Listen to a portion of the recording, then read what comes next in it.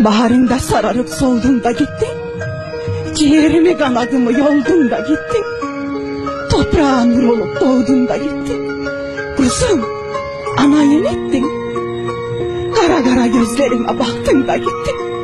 Dumansız ateşlerde yaktın da gittin. Yüreğime kurşunu çaktın da gittin. Kuzum, anayın ettin.